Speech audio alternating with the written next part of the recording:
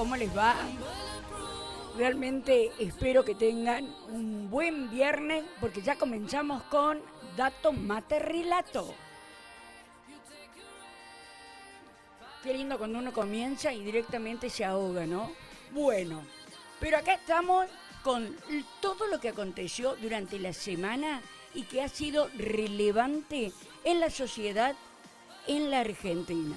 Seguramente ustedes sabrán que una de las cosas más tristes que le ha pasado a la Argentina es retirarse de la Organización Mundial de la Salud, este organismo que pertenece a las Naciones Unidas, que es el encargado de gestionar políticas de prevención, de promoción, que tiene una función de unión a través de la investigación y de la promoción de enfermedades y también de poder buscar las soluciones. Bueno, saben que se fue a Estados Unidos y nosotros desgraciadamente estamos con un presidente que sigue los lineamientos norteamericanos. A mí me llamaba la atención y decía y escuchaba que era un gasto innecesario. Entonces me fui a averiguar, ¿saben cuánto pagaba la Argentina por año para pertenecer? Porque ustedes saben que es una organización que se mantiene con el aporte de todos los gobiernos, de todos los países, que no le cobra a todos iguales, sino que cobra de acuerdo a un porcentaje que tiene que ver con el comercio y con otras variables que se toman en cuenta. La Argentina era uno de los países que menos pagaba, $2 millones por año. Estados Unidos paga 16, China paga 24, Alemania paga 16.500.000, Japón 8.200.000, India 5 millones, perdón. Estados Unidos paga 86 millones, nosotros 2, pero no fuimos. Miren lo que decía el doctor Atienza en relación a este tema y lo que puede llegar a pasar en la Argentina con el retiro de la OMS.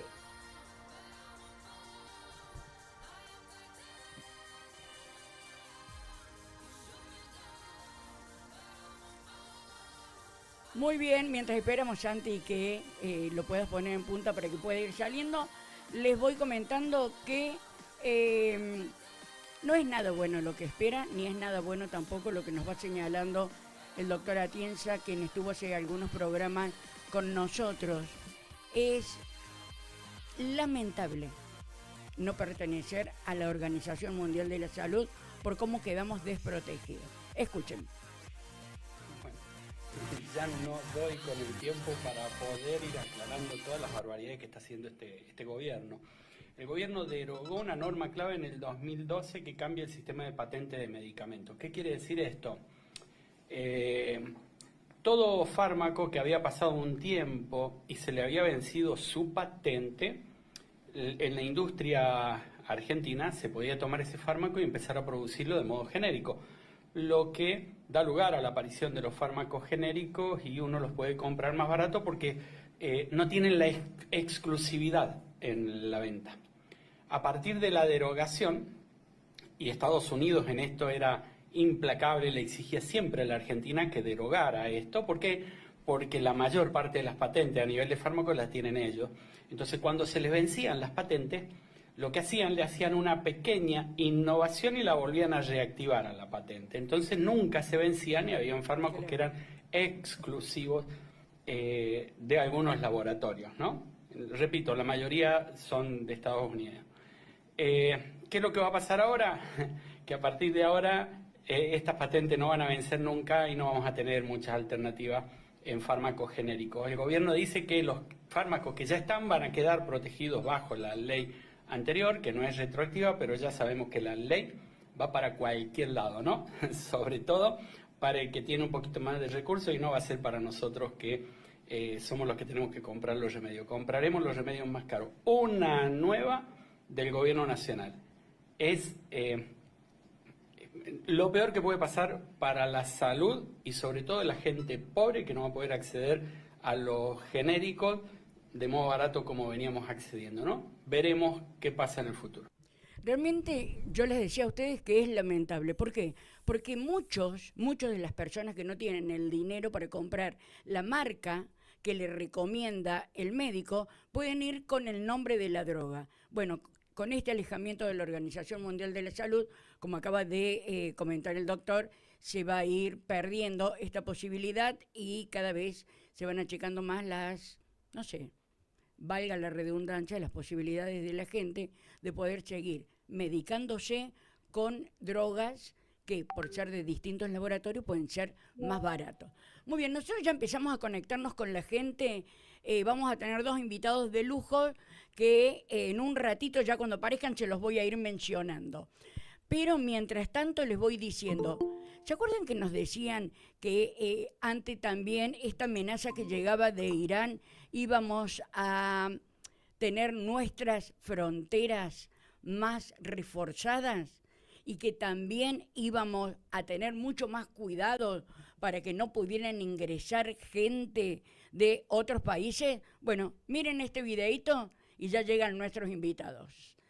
Esto era lo que acontecía en uno de los pasos corredizos de Bolivia a la Argentina. Así pasaba la gente, como ustedes lo están viendo, sin control, porque no había quienes le pudiera tomar los datos y controlar quiénes eran los que pasaban. Es una locura, ¿no? Esto lo pasaron ayer, o antes de ayer, no me acuerdo bien, desde Bolivia. Cuéntenme o díganme que no ocurre eso en los pasos fronterizos de Paraguay, de Uruguay, de Brasil. Bueno, cada uno irá sacando sus propias conclusiones. Ya tenemos a nuestros invitados, bueno, a Mariano. Tenemos muchas cosas para ir comentando, para ir hablando con ustedes en relación a todo lo que ha acontecido esta semana en nuestro país. Estamos con Mariano Sarabia, qué lujo, periodista, escritor, especialista en política internacional. Y, hola, ¿estamos? Sí, y estamos también con el profe Romero, con Javier, el profe Romero, que también es periodista y docente. Hola chicos, ¿cómo les va? Muy buenas tardes. A ver, que estamos sin sonido. Ahí lo está arreglando nuestro operador. A ver si ahora los podemos escuchar bien. A ver, hola, buenas tardes. Hola, sí, ¿qué tal? Buenas tardes. Buenas tardes, ¿qué tal? ¿Cómo estás? Hola, ¿qué tal? ¿Cómo están? Muy bien. Ahora teniéndolos a ustedes dos, un gusto. Gracias por haber aceptado, ¿no? Bueno, tenemos varias cosas. Hoy yo quería ir por el lado de qué está pasando con el periodismo en la Argentina. Ya también sabemos que está pasando muchas cosas raras a nivel mundial. Pero en la Argentina, ¿cómo se ha ido manejando en los últimos años los discursos mezclados entre la política y el periodismo? No sé quién quiere iniciarlo. Mariano. Mariano, ¿te escuchamos? Bueno, empiezo yo porque el profe seguramente es un experto en esto. La verdad que él ha puesto mucha claridad en los últimos tiempos sobre este tema, Mónica. Yo simplemente creo que fui un periodista, no sé si lo sigo siendo, estoy cada vez más desilusionado del formato periodístico, de la función o de cómo se hace periodismo, sobre todo en Argentina. Por eso seguramente vos pones el énfasis en Argentina. En el mundo también, me parece que es un fenómeno mundial, o cuando decimos mundial en realidad nos referimos a Occidente, porque la verdad que somos tan ignorantes de lo que pasa en Oriente, sobre todo en Asia, en Medio Oriente, en África, pero en Occidente sí es bastante mediocre el periodismo. Me parece que quedó inmerso en esta ola de hedonismo, de presente perpetuo, la cultura WhatsApp, todo lo que las redes sociales han hecho en cuanto a la civilización, digamos, no es una cuestión solamente política o solamente económica o solamente cultural, es civilizatorio. Hoy se nos impone que todo sea cortito, todo sea fácil, todo sea rápido, todo sea, en definitiva, vacío. Si un amigo te manda un mensajito de WhatsApp de audio de 3 minutos, te parece muchísimo, y lo pones en 1,5 o en 2.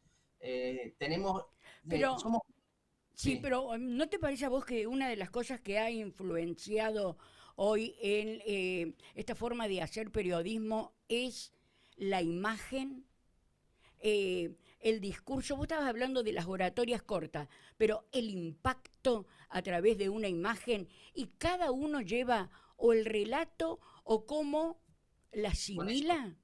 Por eso digo que está inmerso en una concepción civilizatoria. La Sí, imagen, sí, tienes razón, todo tiene que ser corto y todo tiene que ser visual.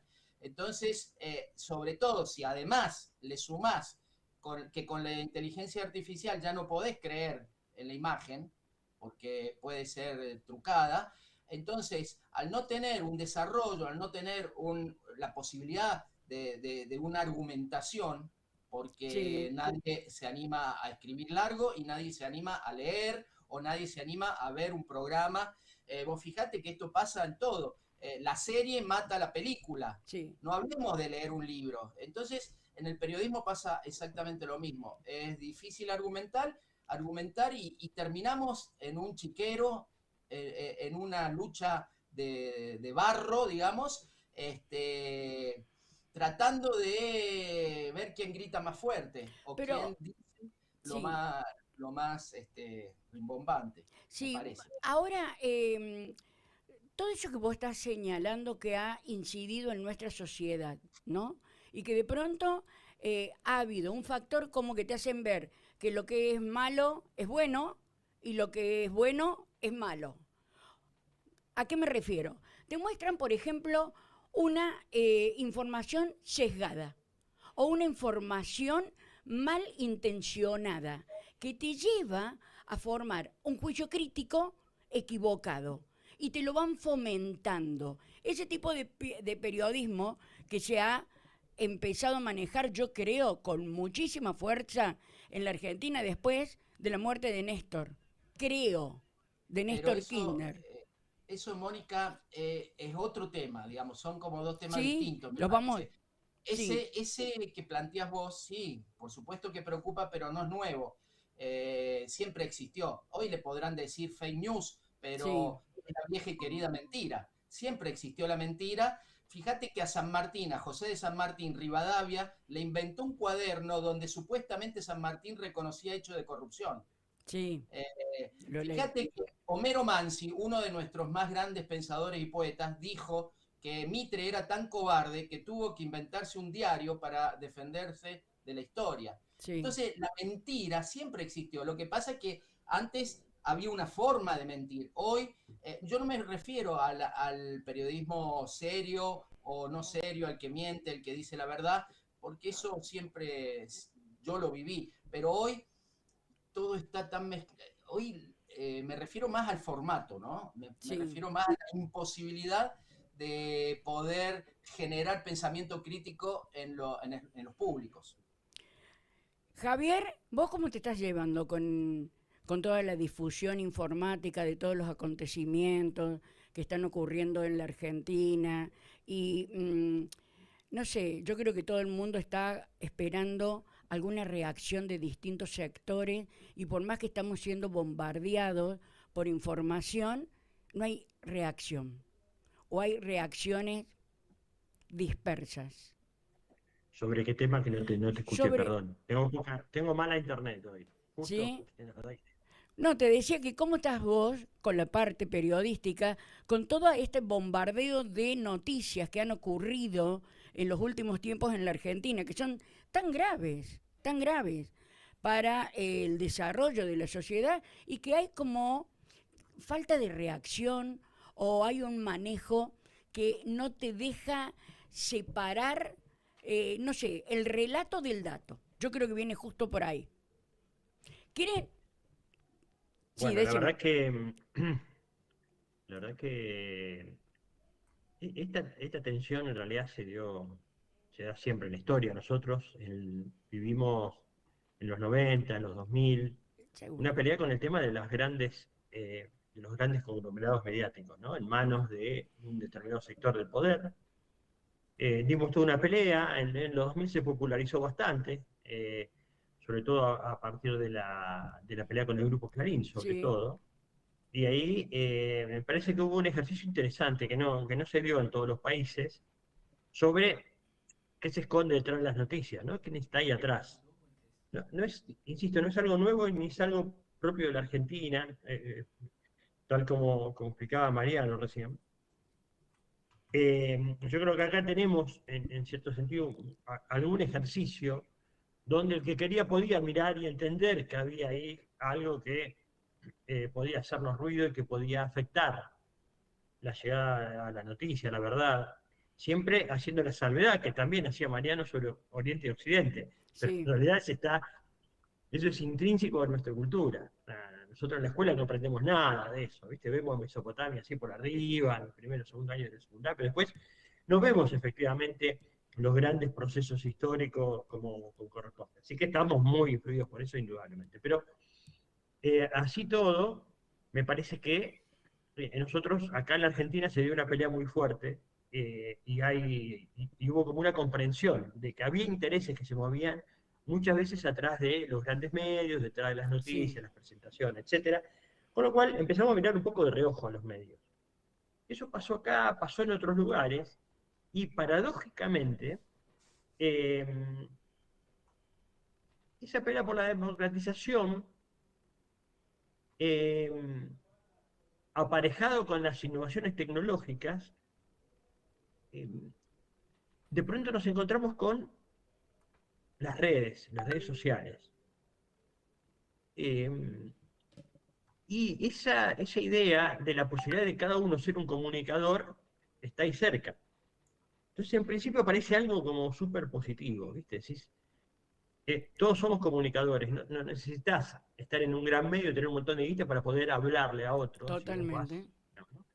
Entonces, con este aparatito, que la mayoría de nosotros tenemos y que popularmente se lo conoce como teléfono, pero que uno lo usa para un montón de cosas, menos para el teléfono, Cumple pero varias bueno, funciones hoy. eh, la verdad es que eso nos dio la posibilidad de esquivar los mensajes Totalmente.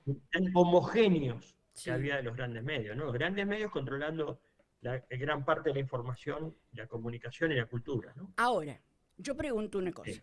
Cuando todo ese camino recorrido, todos nosotros somos periodistas, que hemos estudiado, que nos hemos recibido, eh, muchos años de radio, ustedes también en los distintos medios, nos encontramos con algo. Cuando se ha empezado a manipular la información para mal. ¿Por qué digo para mal? Porque ha perdido la Argentina como sociedad cosas fundamentales, dentro de la parte social, dentro de la parte educativa, dentro de la parte de salud, y todo eso se ha ido perdiendo justamente por malas informaciones. ¿Vos tenés ahora ya preparado el 3 y el 4? Miren, mientras él los va preparando, yo los sitúo para que después ustedes de ver estos videos den su opinión. El tratamiento en los medios que nosotros hemos visto y el tratamiento en las redes de el caso Libra. Vamos con el caso Libra. Del caso Libra. Este que estaba mostrando el recién de Cristina era justamente que lo tenía preparado, pero vamos a ir avanzando y después si tenemos lugar lo vamos a poner un poquito después. Es el tratamiento de cómo puede ser de que les moleste Cristina bailando en el balcón y en el mismo juzgado número 2 tenemos 4 genocidas que uno ha hecho una fiesta con Palito Ortega, el otro ha podido salir a visitar a su nieto, el otro ha podido ir a un cumpleaños de un hermano, etcétera, etcétera. Y hay medios de comunicación que no te lo cuentan y lo denuncian en las redes. ¿Está? Bueno, vamos a ir viendo entonces porque ha tenido total relevancia y creo que es uno de los medios que puede llevar a cambiar la historia de la Argentina en los próximos Este meses. es Alejandro. A ver. Hoy se ve que no la estamos pegando mucho, ¿no? Y se me fueron... Sí. Les decía que no sé qué puede llegar a pasar con este tema, no sé qué puede llegar a pasar con lo que ha acontecido a través de las conductas que ha tenido el jefe de gabinete, Adorni, y entre las redes y entre los medios de comunicación, lo que se está dando. ¿Estamos? El de Milei. Ese era. Y no lo veo a los periodistas aquí en mi monitor.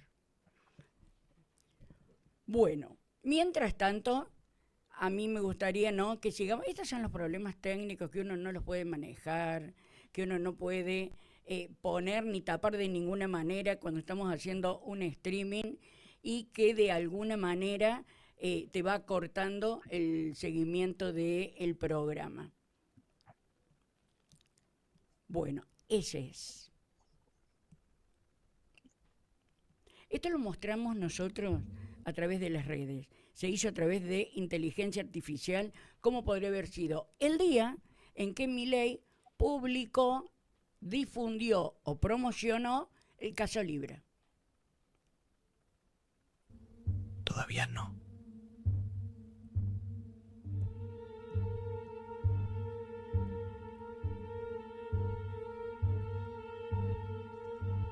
Todavía no.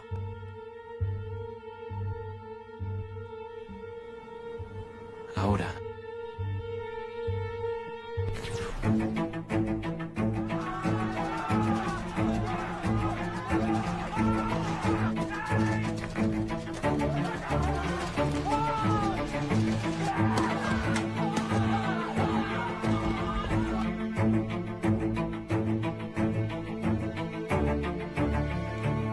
Borra todo que se me fue de las manos. ¿Pero me van a parar? Obvio que esto no se dio en los medios masivos de comunicación. Esto lo hemos estado, o se ha estado difundiendo a través de las redes, de las plataformas. No sé si ustedes tuvieron la oportunidad de verlo antes, porque pegado a esto también, en un ratito, les voy a mostrar todo lo que se sabe de Tayano, que es el juez que tiene a cargo esta causa. Los escucho, no sé quién de los dos quiere dar su opinión con respecto a esto. No sé, Javier, si querés.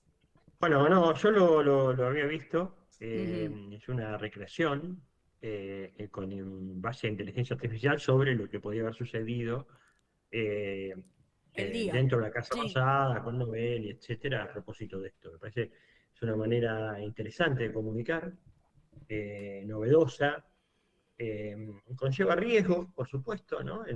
Porque nos cuesta saber la verosimilitud o no, ¿viste? Empezamos a dudar cuando vemos imágenes, fotos, Sí. que es verdad, que es mentira. Pero me parece que hay una forma ahí interesante, novedosa, para poder contar lo que está pasando, ¿no? ¿Y del caso Eh, Libra qué opinas, Javier, vos? Que estás tan informado y estás también tan en todo en la actualidad. ¿Qué puede llegar a pasar? No, acá tenemos un problema serio en la Argentina que es el tema del Poder Judicial. Vos lo marcabas muy bien recién, ¿no? A mí me parece que es central eso, tenemos un problema muy serio, porque las democracias, tal como las conocemos nosotros, requieren poderes que se van controlando entre sí, etcétera. Y la verdad que tenemos un Poder Judicial absolutamente atrofiado, ¿no? Que en Ujú. realidad trabaja por un sector del poder, es inconmovible y cada vez más corrupto, ¿no? O sea, a medida que pasan los días, los años, los meses, nos encontramos un Poder Judicial más cerrado, más corrupto, digamos, donde se reproducen las peores prácticas, ¿no? Ahora, No- ¿hasta cuándo se puede llegar a sostener este sistema judicial? y hasta que la sociedad lo permita. Siempre esas pelotas estén de nuestro lado. Eh, es hasta que la mayoría de nosotros entendamos que eso no está bien, que eso es un problema serio. Ujú.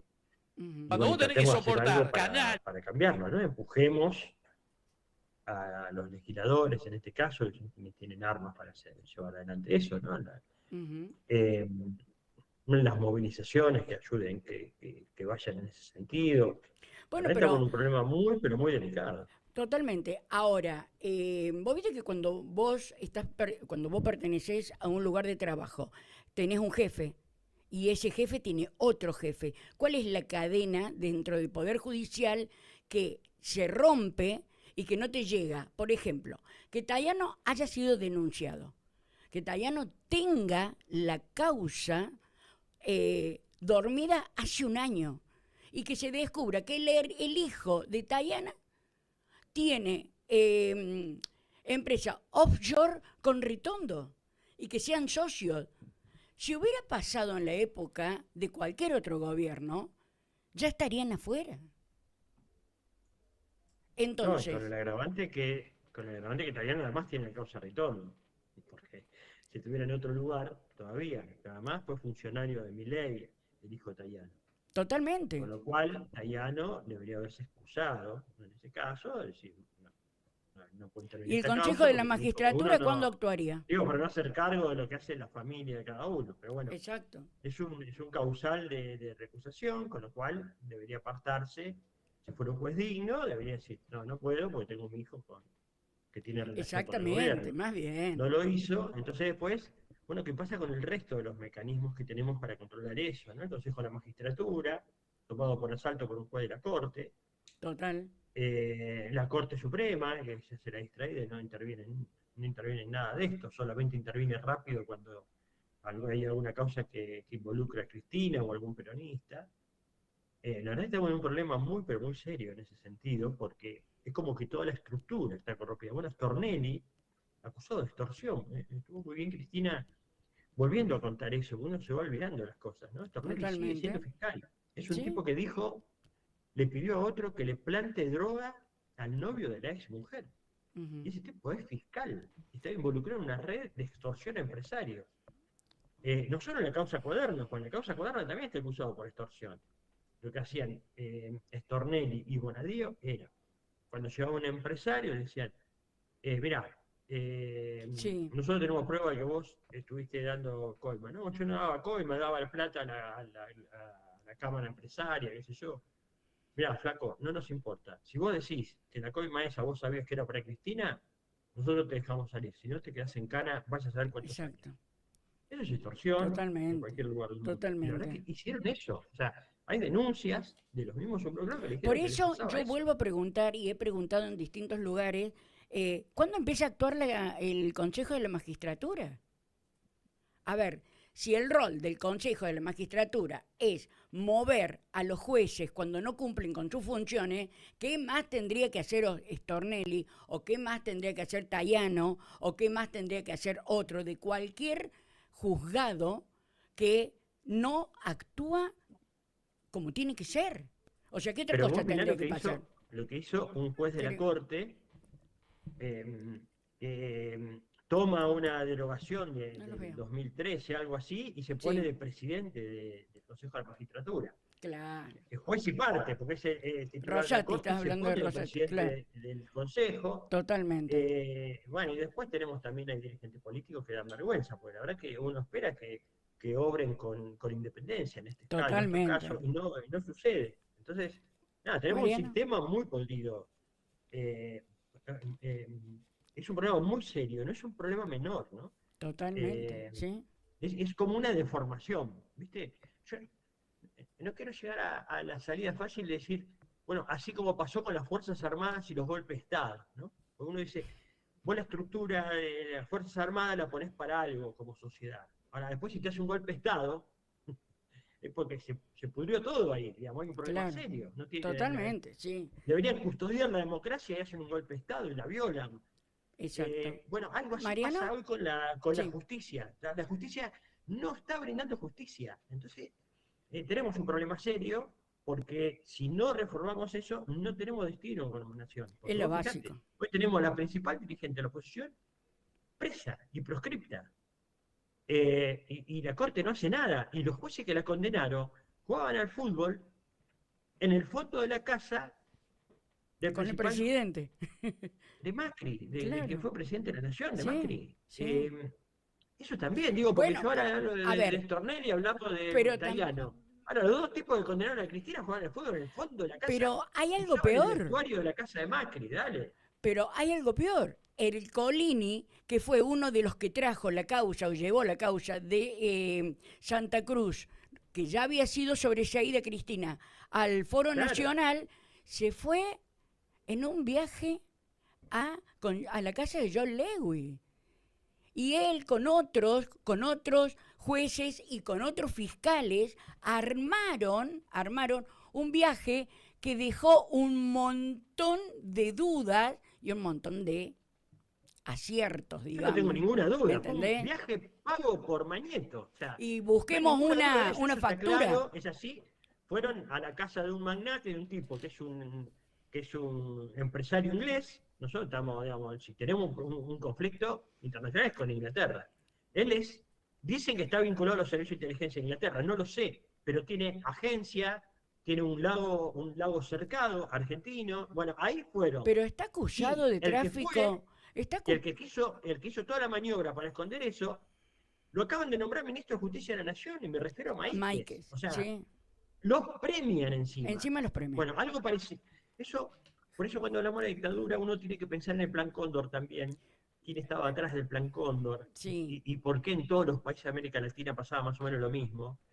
Y la verdad es que si vos pensás cómo fue el proceso por el cual destituyen a Dilma Rousseff, destituyen a Correa, y tiene que ser exiliado, la persecución judicial a Evo Morales. Bueno, si uno Todo ve tiene que ser ese escenario, todo el armado. vicepresidente de Uruguay, si uno ve ese escenario, entiende que hay un poder que está atrás de eso, pero después ve las similitudes. A Correa lo destituyen con una causa de cuadernos igual que se está jugando ahora. No, pero hay una cuestión. A Lula hay una lo cosa. meten en cana, Sí. y el tipo que lo mete en cana, el juez ese, termina de ministro Bolsonaro. O sea, ¿entendés? No, Que es cosas igual. increíbles. Maíquez es ministro de Milei, es una cosa Bueno, de pero loco. dos cosas fundamentales que yo creo que hay que dejar en claro, y le damos la palabra a Mariano, que inclusive me había avisado que en una de esas se tenía que ir un rato antes, cuando estuvimos hablando antes de comenzar el programa.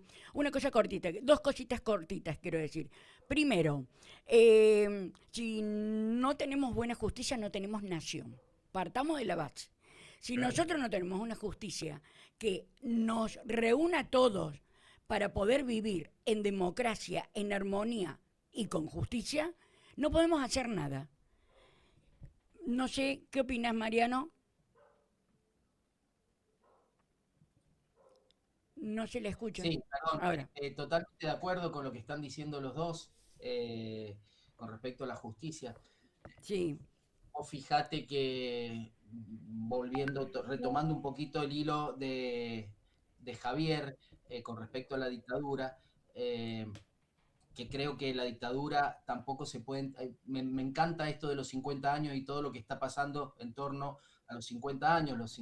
Los números redondos a veces sirven para darle más importancia a algo, ¿no? Y bienvenido sea. Pero el peligro por ahí es pensar que un fenómeno social puede tener un momento de inicio o un momento de fin, ¿no es cierto? Si uno cree que el genocidio empezó el 24 de marzo del 76, puede llegar a pensar que terminó el 10 de diciembre del 83.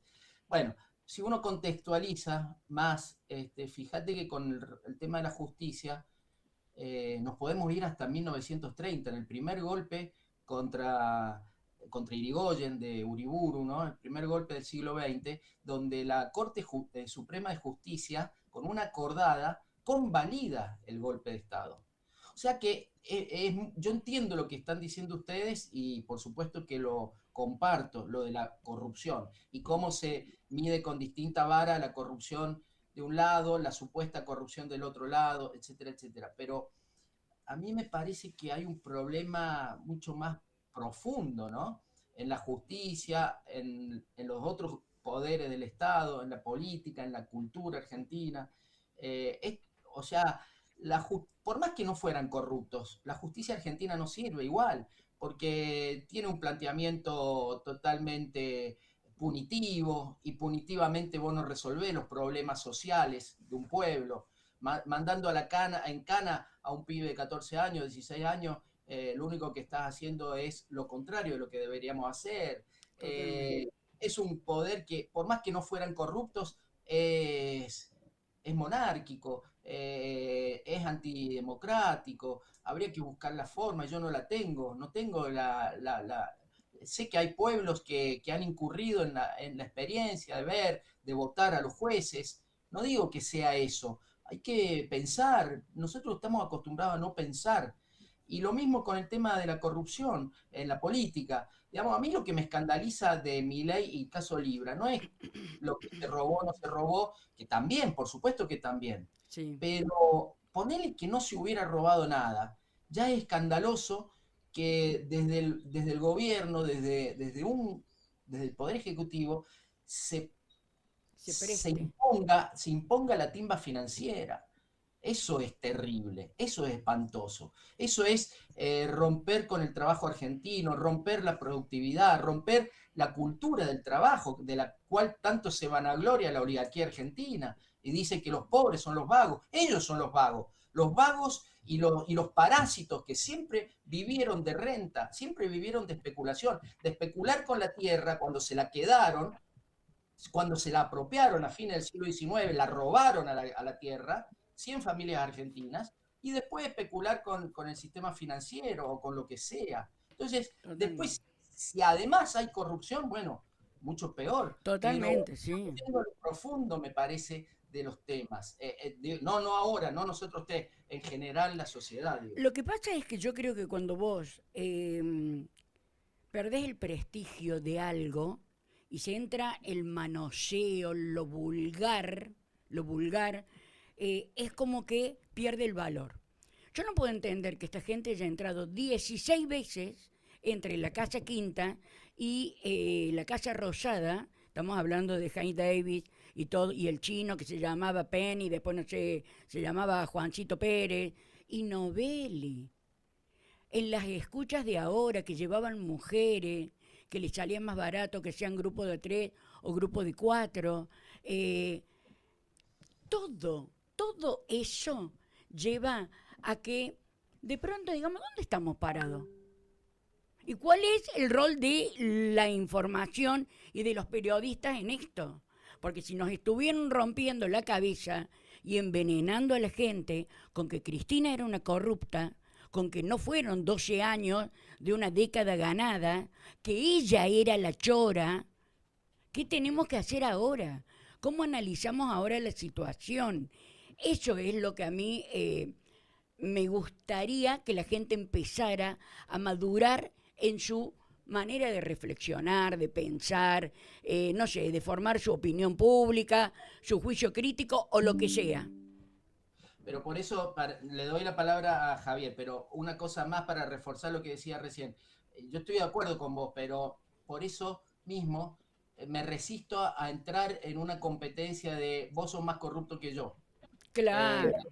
Porque no es esa la discusión. Si queremos hablar de corrupción, algún día vamos a tener que discutir seriamente el sistema político, porque sabemos claramente que no se gana una elección ni siquiera de un centro de estudiantes si no tenés una caja chica. Entonces, ver cómo es el financiamiento de la política, cómo es el financiamiento de los partidos políticos. Bueno, esa sería una forma de hablar de la corrupción, pero no en una competencia berreta de que vos robaste más que yo y esto y lo otro, porque terminamos embarrándonos y haciéndole el juego. Me parece que para responderte un poquito, mínimamente, a lo que decís vos, hay que hablar de política y hay que ir a lo profundo de los proyectos de país que había desde el 2003 al 2015 y el proyecto de país que hay hoy, y los dos proyectos o más que hubo en discusión desde 1810 hasta hoy. Totalmente. Mira, ya está el video. Les quiero hacer ver un video y después vamos a charlar y les voy a decir por qué traje este video para compartirlo con ustedes. Hablando de política y hablando de información. Esto. ¿Ya estamos? A ver si pegamos una hoy. Schwarzenegger incrementó su patrimonio en Sé que no se 970 escucha. millones de pesos. ¿No se Escuchaste escucha? bien, 970 millones de pesos. En el año 2024 declaró como ¿Ahora lo funcionario escuchás? ante la Oficina Anticorrupción tener No lo escuchan. 1.400 millones de pesos. En el año 2025 Bueno, y vemos si esa lo cifra volvemos a había poner. aumentado a 2.300. A vos te escuchamos, un pero poco más, no el video. millones Pero el video de no. pesos. ¿Cómo se explica? Bueno, ahora lo vamos a en ir gran viendo. medida por el revalúo de varias de sus propiedades. Tiene inmuebles Si en no, nos Buenos contás Aires, vos. en Villa Si La no les Angostura, cuento yo, en la Plata, verdad. en diferentes Mira, lugares, para hablar al igual del que poder y vehículos todo eso, la y verdad que alguna ver a empresa Schwarzenegger, declarada con su esposa. era Su como que esposa, salía María solo, ¿no? Josefina Cuando Totalmente. Rodríguez, habla la que de negoció la muy bien la corrupción paritaria con el estructural, gobierno y accedió a un de lo que de contrato verdad hay que hablar, millonario ¿no? Sácalo. para capacitar Mira, personal de Schwarzenegger, ¿qué hay atrás de Cancillería. Acá la cuestión era que Tiene de el video muestra que Schwarzenegger ha incrementado su patrimonio en 1.000 millones de pesos. En lo que va del 25 ahora, en todo el 25. 1.000 millones de pesos. Y otro que quería hacerles ver, vamos a ir viendo. No, espera un Sí, segundo con lo de Schwarzenegger, porque quiero decirte algo, me parece que importante. Schwarzenegger, en el 2001 fue funcionario de Fernando de la Rúa. Sí, Schwarzenegger es el autor de un plan que se llamó el Mega Canje, sí. que lo que hizo fue renegociar la deuda externa argentina. El país estaba a punto de explotar, había deuda, digamos, se caía, entrábamos en default, Sí, llega Schwarzenegger y de la Rúa, bueno, también igual que Milei, dice ahora sí, no sé qué, y lo que hace Schwarzenegger es renegocia la deuda. Entonces, suponete que teníamos 200.000 millones de dólares, Schwarzenegger lo que hace es le firma cheques a los bancos por 250.000 millones, con plazos más largos. ujú, La verdad es que la tasa de interés era zarpada, o sea, fue todo irregular. El punto fue irregular. Incluso esta justicia corrupta lo procesa Schwarzenegger. ¿Por qué? Y porque había un sobreprecio pagado a los bancos, sí. él negociando con los bancos, y se encontró que los bancos pagaban comisiones a los intermediarios. Entonces, bueno, a ver si entendemos lo que estamos hablando, ¿no? 200.000 millones de dólares, creo que eran 180 y pasó a 250, 70.000 millones de dólares de diferencia. Entonces, en realidad si hubiéramos pagado los intereses normales, se hubiera ido de 170, 180 a 200, 210. No, se fue a 250. Y los intermediarios ganaron, en lugar del 0,5, el 2%. O sea, ahí lo que hubo es plata firmada por el Estado y garantizada por el Estado Nacional, donde le dimos 20.000 millones de dólares más a no se sabe quién. Como se encuentran irregularidades, fíjate, esa misma justicia corrupta dice, Schwarzenegger, ¿qué pasó con esto? ¿Dónde está esa plata? Lo encuentran culpable de afanarse miles de millones de dólares. Sí, Aparte, hay que entender lo que es el proceso económico. Me parece muy bien lo que plantea Mariano. De fondo, ¿qué pasaba de fondo? Hambre, desocupación, miseria, no hay remedio para los jubilados, hay suicidio. Todo eso pasa cuando hay algo así, ¿no? Porque si no, ¿de qué hablamos? Estamos hablando de eso. Empobrecen a la gente. Se enriquecen uno, se empobrecen nosotros. Él es procesado. ¿Y qué pasa con Schwarzenegger? ¿Va en cana como Cristina con tobilleras? No. Queda procesado. ¿Cuándo desprocesan a Schwarzenegger? El 30 de diciembre del 2015. ¿Qué había pasado 20 días antes? Mauricio Macri era presidente de la Nación. exacto. Entonces, desprocesan a Schwarzenegger y nombra de nuevo a Schwarzenegger funcionario. ¿Y qué pasa? De nuevo crece la deuda externa a niveles siderales, volvemos al Fondo Monetario y volvemos a estar atados hasta las manos. Y ahora de nuevo aparece con Milei. Ahora, en el medio, ¿qué pasa? ¿Qué pasa con la justicia? Porque si no, estamos condenados a repetir una y otra vez un círculo suicida. Por eso no me parece menor y me parece muy bien que traigas a Schwarzenegger acá, porque ¿Viste? Es como que uno lo deja pasar. Obviamente Sturzenegger no es Sturzenegger. Hay alguien atrás de Sturzenegger. Están los jefes Los de fondos Sturzenegger. buitres. Está la banca Morgan, Claro, está el JP poder real ahí. Morgan y todos sus No hay asociados. duda. Si no, no puede Totalmente. ser funcionario de la Rúa y fracasar y después nombrarlo como Salvador Macri cuando viene y nombrarlo Macri como Salvador cuando viene. Por Es eso porque yo hay creo, un jefe. por eso yo creo que es importantísimo nuestra labor.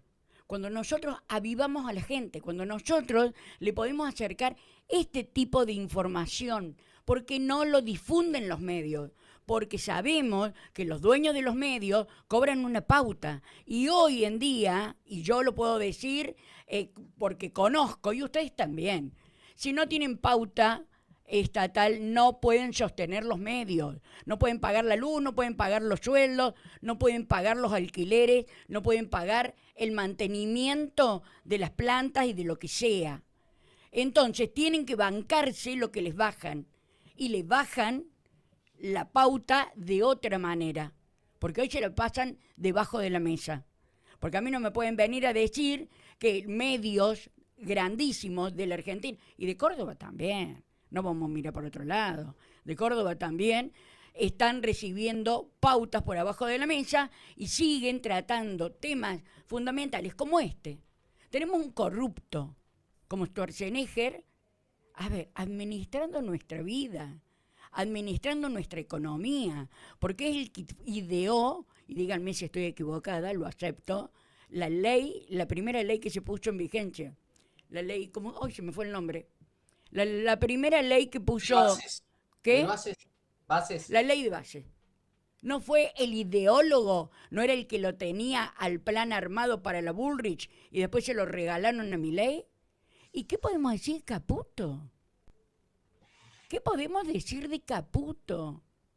Que fue también el que trajo al Fondo Monetario Internacional, el que bancó, no quiero entrar en datos, el que bancó los intereses al 7% cuando a nivel internacional era apenas del 2%. O sea, todas esas cosas la gente no lo sabe. Ahora, está muy, muy distinto hoy cuando a través de Caputo, a través de Schwarzenegger, tenemos que pagar 30 lucas el kilo de carne. O no te alcanza para seguir mandando a tu hijo al colegio que a vos te gustaba. O te están diciendo que no vas a poder cambiar el auto.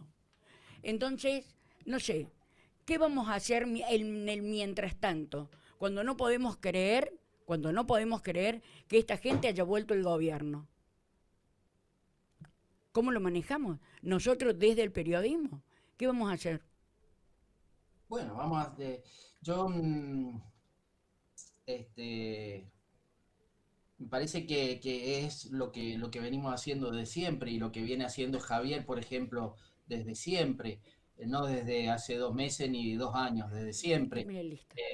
Quizás en el interior del país lo conocemos más en los últimos 5 o 10 años, pero yo me imagino, no lo conozco personalmente, que él lo viene haciendo de toda la vida, y yo también, y muchas y muchos, y lo seguiremos haciendo hasta morirnos. Me parece que yo, como para también decir algo sobre la fecha que me habías pedido, que para el final dijéramos algo, coincido con Javier en que hay que ir a lo profundo.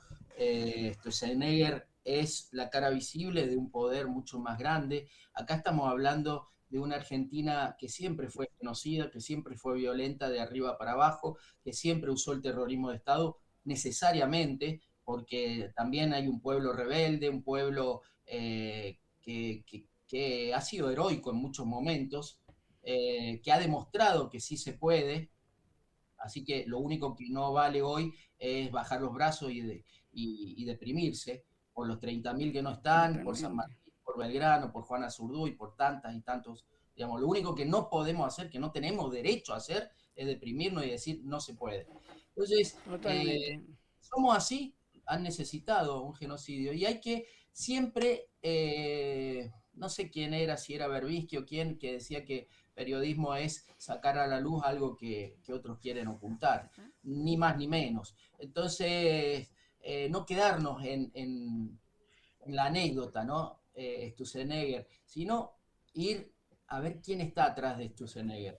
Si vamos a hablar de los 50 años del golpe, no quedarnos solamente en repetir un nunca más bobo, que la verdad no lo creemos ni nosotros, porque en algún momento creímos que era una cuenta saldada y hoy vemos que todo se discute, hasta el número de los 30.000 se discute, Sí, todo se discute. totalmente.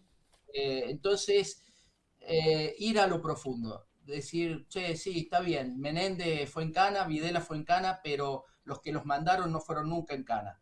Y decirlo con nombre y apellido, ¿no? Por ejemplo, decir en Córdoba que la Fundación Mediterránea fue fundamental para el genocidio de la dictadura, que en julio del 77 Piero Astori juntó a 33 empresarios. Esto no está despegado porque tiene que ver con Sturzenegger, con Caputo, con Milei, con Macri. Es la misma cadena y para atrás tiene que ver con, podés llegar hasta Rivadavia, digamos.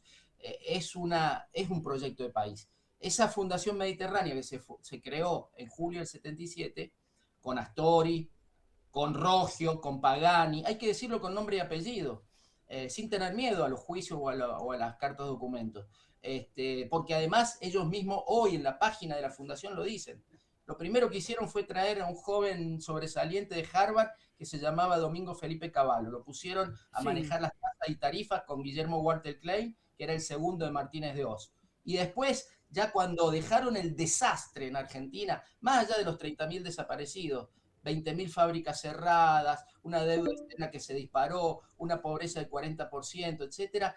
Lo último que hicieron como ratas antes de abandonar el barco fue estatizar la deuda privada. Y eso fue Cavallo, y esa fue la Fundación Mediterránea, que hoy los periodistas de Córdoba tienen que hacer una nota de economía, levantan el teléfono y consultan a la Fundación Mediterránea. Entonces, ahí hay que meter el dedo en la llaga, me parece. totalmente. Totalmente.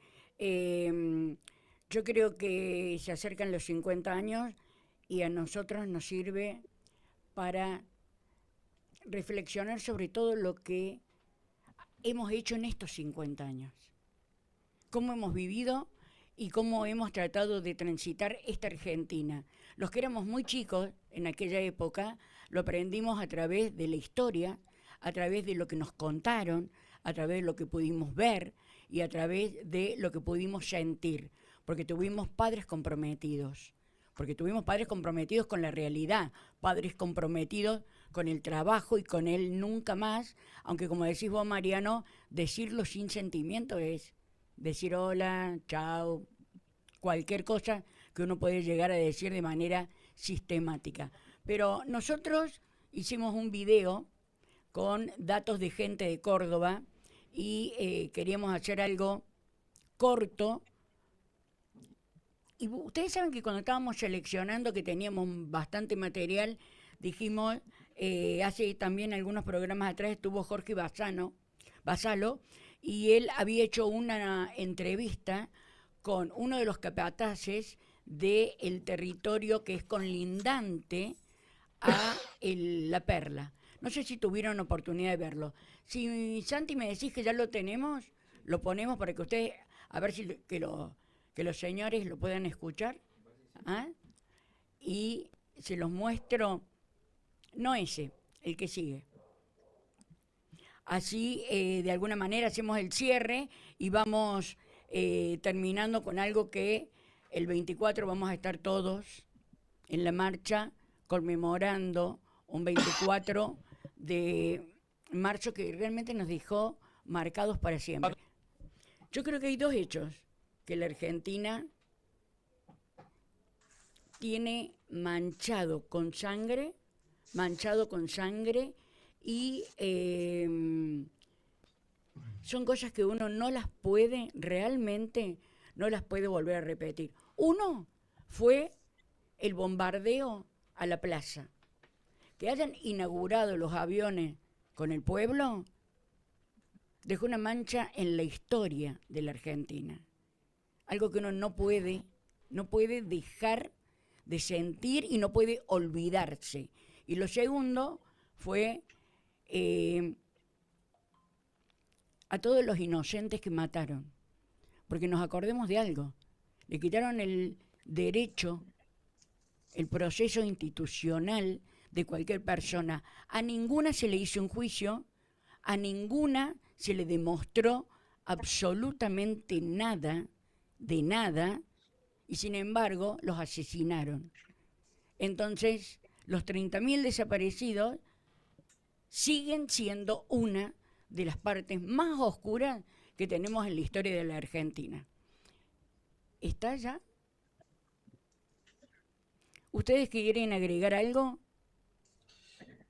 Yo, una cosita muy cortita. En línea con lo que planteaba Mariano, la dictadura fue militar, pero fue una dictadura cívica, militar, empresaria y eclesiástica.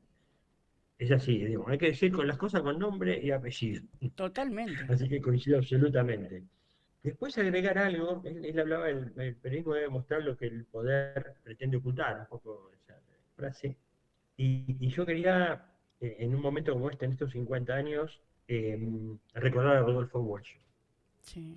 Y Walsh hay una frase que creo que la pone en la carta, no lo recuerdo ahora, en la carta abierta a la Junta Militar. Él dice, el periodismo debe dar testimonio en tiempos difíciles, ¿no?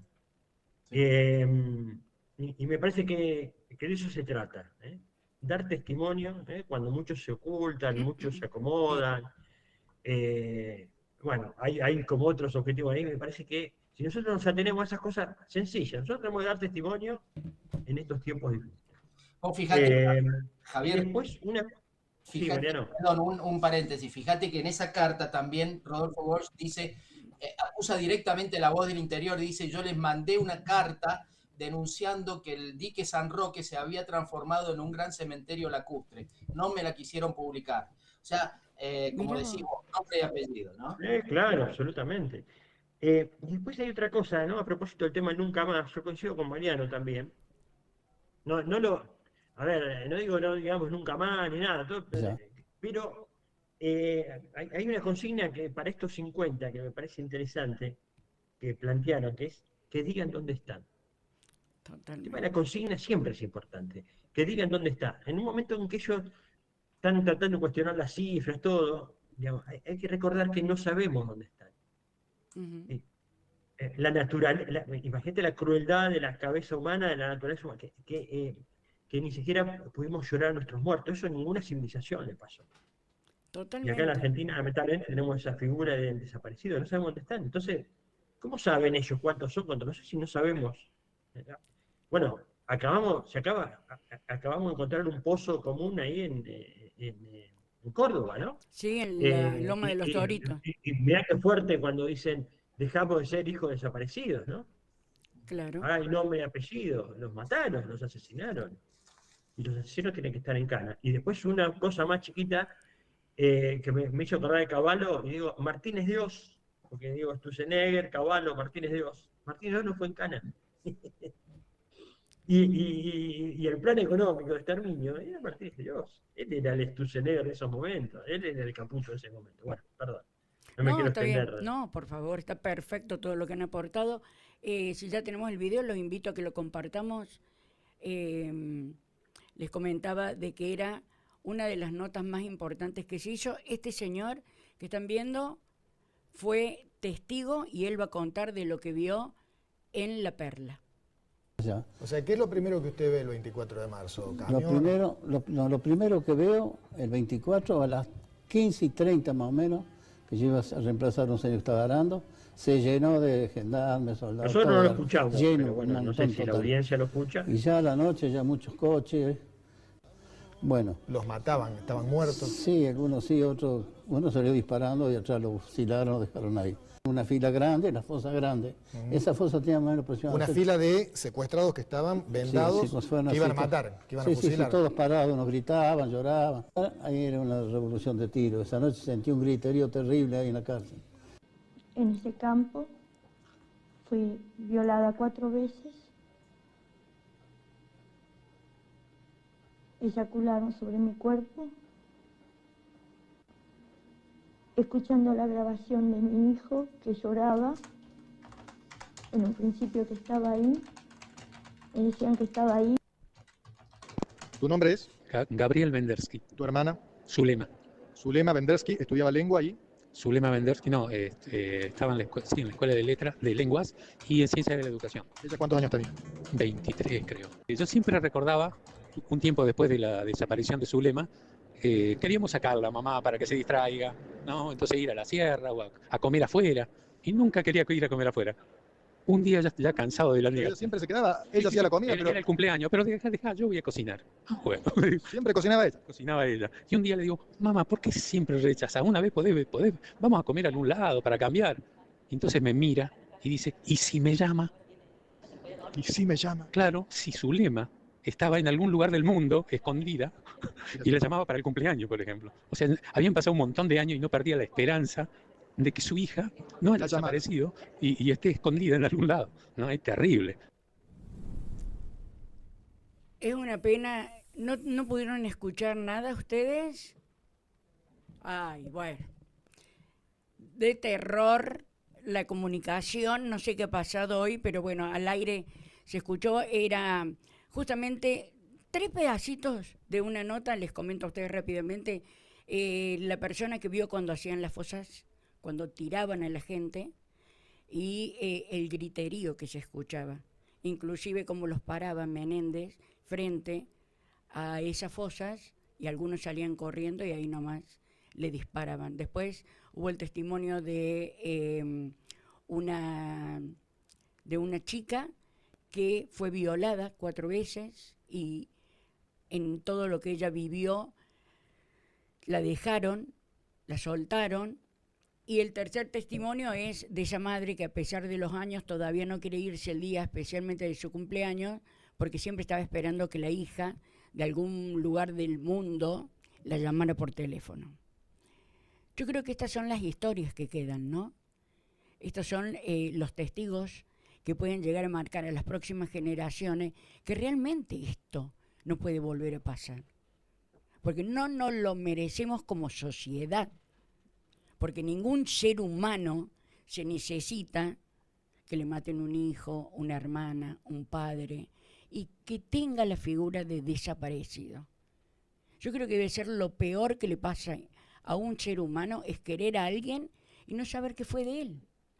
Que un día se lo llevaron y que no sabes nunca más nada de él. Chicos, para finalizar...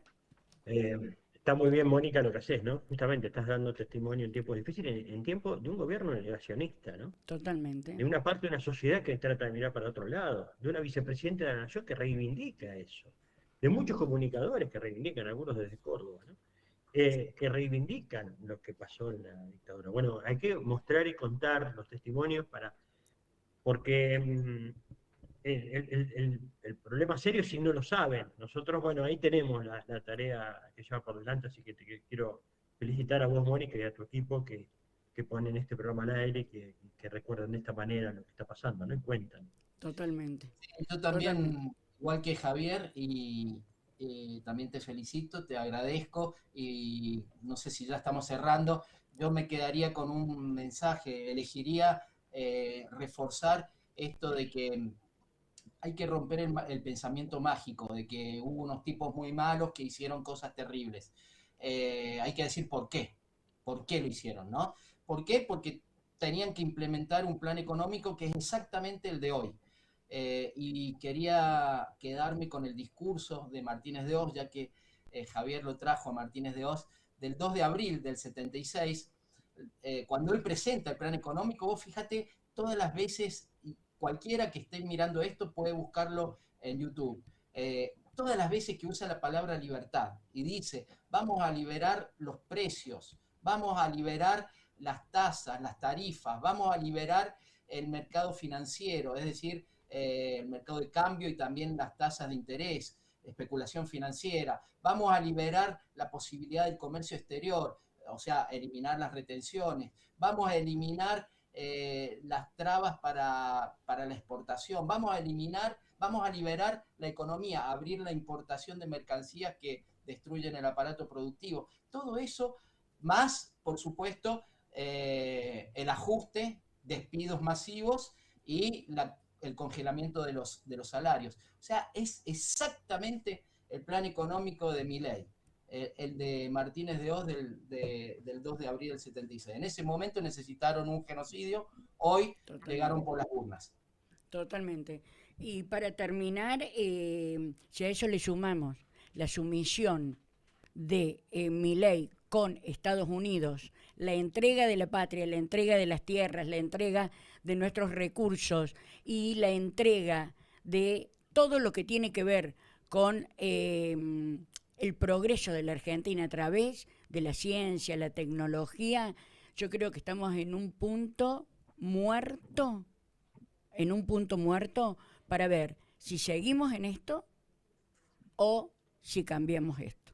Y Mónica, una cosa más, 2 segundos. Dice que la llamada termina en 1 minuto. Así que... Sí, lo que 30 para cada uno. Javier habló de negacionismo. El negacionismo es constitutivo del genocidio. Con lo cual, el que niega hoy no es solamente un cómplice, sino que es un genocida. Totalmente de acuerdo. Porque es un delito que se perpetúa en el tiempo. Totalmente de acuerdo. Sobre todo la desaparición de personas. Totalmente. Gracias, Mariano. Ha sido un placer y te voy a volver a invitar. Gracias, Mónica. Vamos a estar más Javier. organizados. Javi. Bueno, nada, gracias. Me encantó el programa. Buenísimo. Me parece que dimos testimonio, ¿no? Totalmente, y ha sido un placer y un lujo contar con ustedes, con la presencia de ustedes, que son 2 argentinos que también, cada uno dentro del rol que cumplen en la sociedad, están tratando de sumar a través de la información, Te vi, Mariano, en la Casa de San Martín, me encantaron esos videos en Francia, ellos seguramente nos siguen viendo, siguen aportando para que la gente piense. A ver, nos vamos, señores. Yo creo que se puede cerrar, que no importa si vos crees que son 9.000, y yo estoy convencida que son 30.000. Acá lo importante es que tanto vos como yo luchemos para que esto nunca más, pero realmente nunca más vuelva a suceder. Porque te puede tocar a vos, a la gente que querés, me puede tocar a mí. Y ninguno tiene que estar en la incertidumbre. No merecemos vivir así. Merecemos realmente empezar a madurar como sociedad y empezar a reflexionar sobre qué tipo de país queremos, pero con bases sólidas, no con datos que no puedan ser fundamentados, porque ahí se convierten en relatos. Tenemos el video del cierre con la música que te había dicho y va a ser, si Dios quiere, nos vamos a estar reencontrando el próximo viernes a través de las 18:30. Tenemos unos influencers muy conocidos, invitados, para que podamos de alguna manera mostrarles la otra forma que también pueden, a través del celular, bajándose una página, bajándose un sitio, simplemente con un botón poder informarse de todo lo que está aconteciendo en la Argentina. Chau, gente, que tengan un lindo fin de semana, que tengan una hermosa semana y el 24 todos juntos a la calle.